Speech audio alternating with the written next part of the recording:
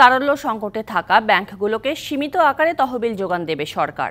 সব ব্যাংকের শীর্ষ কর্মকর্তাদের সাথে বৈঠক শেষে governor doctor Ahsan H Mansur জানান, 7 থেকে 8টি ব্যাংক ছাড়া ব্যাংকিং খাত ভালো আছে। পাচার হওয়া অর্থ ফেরাতে বিশ্ব ব্যাংকের সহায়তা নেওয়া হবে বলেও জানান গভর্নর। ব্যাংকিং খাতের সংকট নিয়ে মঙ্গলবার সব ব্যাংকের শীর্ষ কর্মকর্তাদের সাথে কেন্দ্রীয় ব্যাংকে বৈঠক করেন গভর্নর।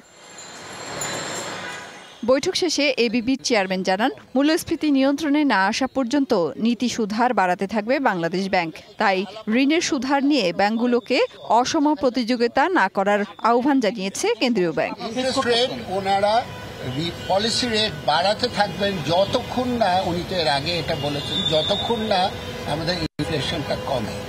আপনারা শুনেছেন, এর আগেই বলেছেন উনি যে 10%-এ এটা নিয়ে যাবেন আগামী মার্চ 2-এর মধ্যে।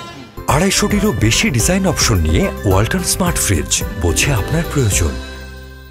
ব্যাংক থেকে বড় অঙ্কের অর্থ পাচার হওয়ায় তারল্য সংকট তৈরি হয়েছে বলে জানান গভর্নর। এই সংকট সমাধানে পাচার হওয়া অর্থ ফিরিয়ে আনার পাশাপাশি তহবিল যোগান দেওয়া হবে সীমিত আকারে। এজন্য আমরা যেটা চেষ্টা করছি যে কিছু সীমিত আকারের লিকুইডিটি সাপোর্ট আমরা দেব ওই ব্যাংকগুলোকে, এবং সেটা আমরা চেষ্টা করছি ইন্টার ব্যাংক লোনের মাধ্যমে। এখন বর্তমানে ওই ব্যাংকগুলোকে কোনো ব্যাংক লোন দেবে না, কাজেই বাংলাদেশ ব্যাংক এখানে গ্যারান্টার হিসেবে কাজ করবে। গভর্নর বলেন, ব্রিটেনে একটি পরিবারের 5 থেকে 600 কোটি টাকা রয়েছে। যুক্তরাজ্য, দুবাই, যুক্তরাষ্ট্রে পাচার হওয়া টাকা ফিরিয়ে আনার চেষ্টা চলছে। এজন্য বিশ্ব ব্যাংকের সাহায্য চাওয়া হয়েছে। তাদের সাপোর্টটা লাগবে। মেহের মনি, ডিবিসি নিউজ, ঢাকা।